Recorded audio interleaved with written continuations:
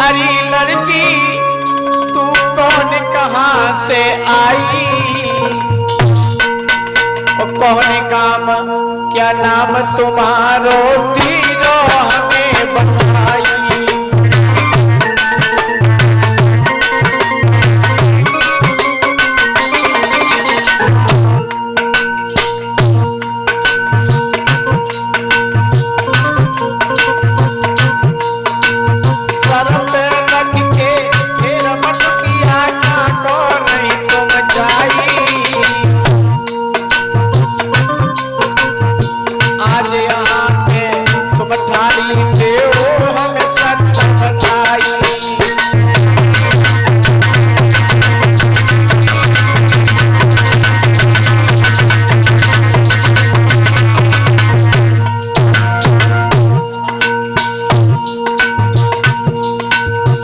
कहने लगा कितनी बिटियां हैं जब कुंवारी, कितनी है जब ब्याही। एक बात अपनी छिपाइयो दी जो साफ बनाई।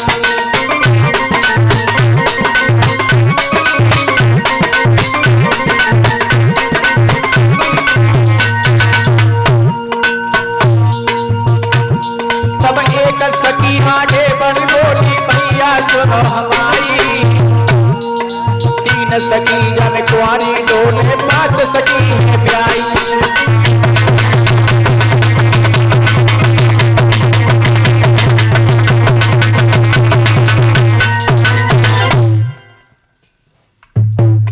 कंस कहने लगा है कि तुम्हें नहीं मालूम है, तुम्हारे पिता को ये नहीं मालूम है जो तुम्हारी शादी इधर उधर कर दी है, लेकिन क्या मथुरा में लड़के नहीं थे क्या, मर गए थे क्या?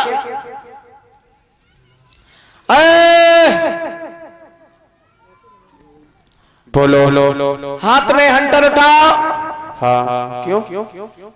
जितनी भी लड़कियां हैं इन्हें नगीन अवस्था में करो और शरीर के ऊपर इनके कोड़े बरसाओ और पथरीली चट्टानों पे इन्हें छाती के बल चलाओ। मेरी बात बड़े ध्यान से सुना। उसी समय ऐसा ही हुआ, जो भी साथी थे उन्होंने एकदम से हाथ में अंतर लिया है। नवीन अवस्था में करने के बाद पथरीली चट्टानों पर जैसे ही छाती के बल चलाया, लड़कियां बेहोश हो जाती हैं। जब ये उपद्रवी आगे निकल गए, लड़कियों को होश आया, तब वो अपने घर पे गई और घर पे जाने के बाद ये जब बात बताई तो उनके घर वाले महाराज उग्रसेन के पास में आए हैं। महाराज उग्रसेन से कहा कि देखो ये तुम्हारा लड़का बहुत उपद्रव मचाता है और ये हाल हमारी बेटियों के साथ में किया है। महाराज उग्रसेन ने मंत्री को बुलाया, कहा कि जाओ कंस को लेके आओ। मंत्री गया है, कंस को बुलवाया है। कंस ने महाराज उग्रसेन को ना नमस्कार किया ना प्रणाम किया, एकदम से कहने लगा पिताजी बोलो, आपने हमें सभा में बुलाया है? हाँ। कहो क्यों बुलाया? देखो बेटा, हाँ हमने इसलिए बुलाया है। किस लिए? तुम नाना प्रकार से अत्याचार कर रहे हो। कौन हम? हाँ। अच्छा देखो ये अत्याचार छोड़ दो और हम अपनी सभा में किसी को दुखी नहीं देखना चाहते। अच्छा हाँ। अरे बूढ़े बाप, तुम्हारी बुद्धि तो नहीं खराब? देखो बेटा, देखो हाँ। तुम्हारी उम्र हो चुकी है और किसी वृद्ध से अगर कहो मार्केट में भेजो, ओके आलू ले आओ तो दाल ले, तुरैया बताओ तो भिंडी ले, कहते तो तो दिमाग कटेगा, सत्य भूल गए। इसी तरह से तुम्हारा दिमाग कट गया है, तुम राजगद्दी के योग नहीं हो। अब इस शासन को हम ग्रहण करेंगे। महाराज उग्रसेन को कंस ने हाथ पकड़ करके नीचे धकेल दिया, एकदम से राजगद्दी पर बैठ गया है और एकदम से संघ के साथियों से कहने लगा, भैया हाँ महाराज, देखो अब मथुरा के हम स्वयं राजा बने हैं, देखो हम कैसे लग रहे? बहुत सुंदर लग रहे हैं। बताओ, पहले का काम अत्याचार करते, अब और बढ़ा दियो। अच्छे लग रहे, बहुत सुंदर। देखो हाँ। कंस के जो साथी थे उपद्रवी थे। तो जब उसने कहा हम कैसे लग रहे कंस कान लगो, कंस ने जब पूछी कैसे लग रहे तो साथी बोले बहुत अच्छे लग रहे। महाराज उग्रसेन को जेल में डलवा दिया। कंस स्वयं शासन करता है।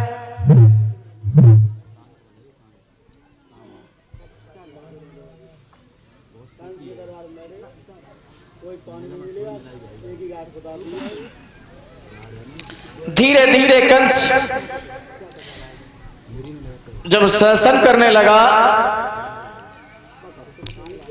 अब कंस के हृदय में दया तो है नहीं। कंस ने एक बात कही, देखो मेरी बात सुनो। बोलो।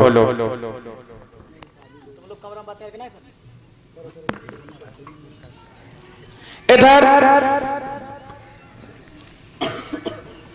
ये बताओ, अब हम मथुरा के राजा बन गए और बहुत सुंदर लग रहे। अरे बहुत सुंदर लग रहे, देखो सिर पे मोहर भी रखा है। अब पिताजी के शासन में सब लोग दुखी थे। हम अपने शासन में किसी को दुखी नहीं देखना चाहते हैं महाराज। और कोई दुखी तो नहीं है। अगर इसमें यहाँ पे कोई दुखी हो तो हमसे अभी कहो, समस्या एकदम हल। अरे दुखी है। दुखी हो? हाँ देखो ये बैठे है ना, ये सबसे ज्यादा आपके शासन में दुखी है। कौन? जो ये बैठे हमारे पास में पंडित जी। हाँ दुखी है, बहुत दुखी है। ऐसा करो, इन्हें पकड़ो और वृक्ष पे फांसी में लटका दो। जला दो, इन्हें ले जाओ फांसी पे लटका दो। क्योंकि हमारी आत्मा बड़ी कोमल है, हमें किसी को दुखी नहीं देखना चाहते हैं। और कोई दुखी हो भाई तुम भी बताओ। महाराज अब कोई दुखी नहीं है, आपके शासन बहुत अच्छी तरीका से चल रहा है, कोई दुखी नहीं है। अरे कितने महान हो आप। देखो हाँ, अगर जगह में कोई दुखी होए, कोई जैसे अपने डुकरा डुकरियन से दुखी होए, एकदम से उठाओ, कुआं में धकेले आओ, घरे चले आओ और कह दे बुढ़ापे पे मत कट गई, पता नहीं कौन से ठेला बैठ गए, कड़ी गए, चाहे गंगा में सराय आओ। अरे भाई कोई दुखी तो नहीं है। अगर कोई दुखी हो तो बताओ। महाराज अब कोई दुखी नहीं है, बहुत अच्छा शासन चल रहा है। समझ लो जब हम राजा बनेंगे तो ठीक ऐसा ही शासन चलेगा, हमारे शासन में कोई दुखी नहीं रहेगा। लेकिन एक बात कंस ने और कही, देखो हाँ। जितने भी तुम्हें पीले कपड़े वाले मिले, अच्छा जितने पीले कपड़े वाले मिले, और पीले कपड़ा परिचित ही महाराज पहने बैठे। अच्छा हाँ, उनको पकड़ो और एकदम से तलवार लेकर के उनका कत्ल कर दो। कत्ल कर दी? बिल्कुल, क्योंकि हमारे शासन में कोई यज्ञ नहीं करेगा, हवन नहीं करेगा, अनुष्ठान नहीं रचाएगा। क्यों? जितना घी तुम यज्ञ में जला देते हो, उतना घी अगर स्वयं खाओ तो बॉडी बन जाएगी। महाराज इस गांव की बात छोड़ो, ब्लॉक की बात छोड़ो, डिस्ट्रिक्ट की बात छोड़ो, पूरे मंडल में तुमसे कोई हाथ नहीं मिलाएगा। महाराज हाँ देखो कत्ल मत करो, एक काम करो, इन्हें उठाओ और जेल में बंद कर दो, तारों लगाए दो। जे भजन ही नहीं कर पाएंगे, नहीं कर पाएंगे, नहीं भजन कर पाएंगे। हाँ ठीक है, तो ऐसा ही करो। कैसी रही? उसी तरह जितने भी महात्मा थे, जैसे ही जितने पीताम्बरधारी मिले, पकड़ के जेल में बंद करवा दे। सभी देवता लोग बड़े परेशान हैं भैया। हाँ पीतम्बर कौन कौन डारे, उन्हें सब जेल में बंद करो, पीरी कपड़े बांधो को। देखो हाँ, पीताम्बर तो सभी लोग डाले हो, तुम ये कहो, हमारी बात कहो तो तुम्हें जेल में डालते हैं। दिमाग तो नहीं खराब है? हमारे साथ में रहता है, मेरे साथ खाना खाता है, मेरे घर में पलता है, तेरी बुद्धि खराब है क्या?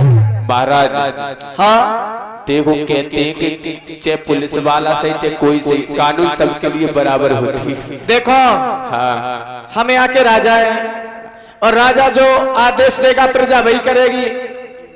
ठीक है, जैसी आपकी आज्ञा। देखो हाँ हाँ ये महात्मा बैठा है, अभी इसने पीताम्बर का नाम सुनते ही उतार दिया। ये ढोंगी है, ढोंगी है, बिल्कुल महाढोंगी, ढोंगी है ये महात्मा, बहुत बड़ा पापी है। कहता कुछ करता कुछ है, इसके पेट में बहुत बड़ा कपट है, कपटी महात्मा है, इसे पकड़ो जेल में डलवा दो। जेल बहुत बड़ी है, जितने महात्मा है सब बंद करते हो। हाँ लेकिन क्या हुआ, उसी समय कंस क्या करवाने लगा,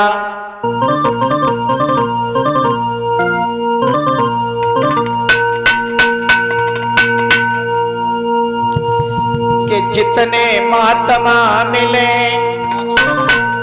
और जेल में रोहिर डलवाई,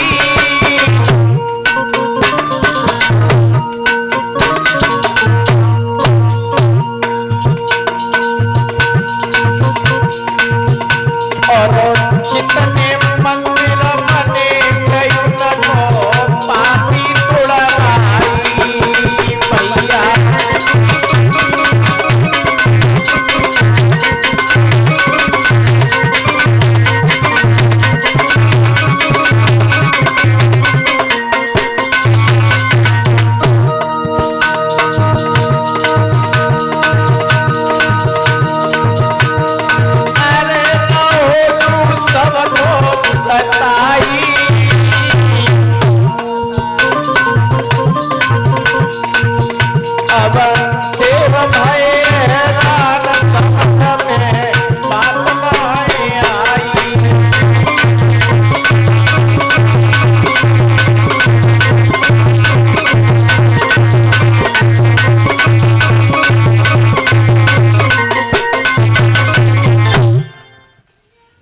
संत महात्माओं को जेल में डलवा देता है, मंदिरों को तोड़वा देता है।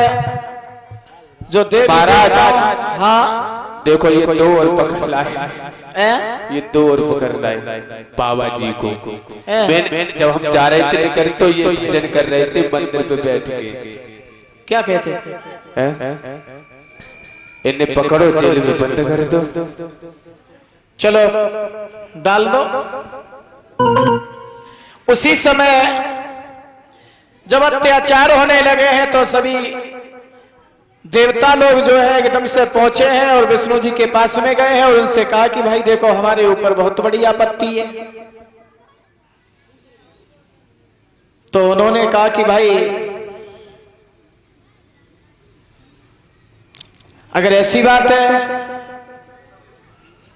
तो कोई बात नहीं, लेकिन तुम सब लोग भगवान का ध्यान करो। क्यों कि जब जब होती धर्म की हानि और बाणत असुर अधमय अभिमानी।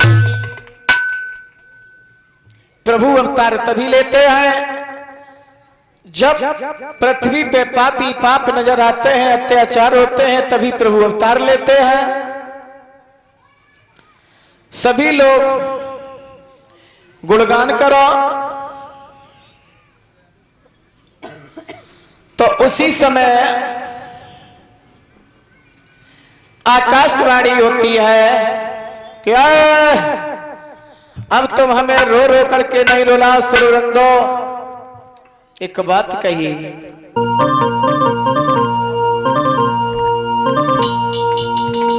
कि तुम सब जइयो भूमि पे धरो याद वीरू।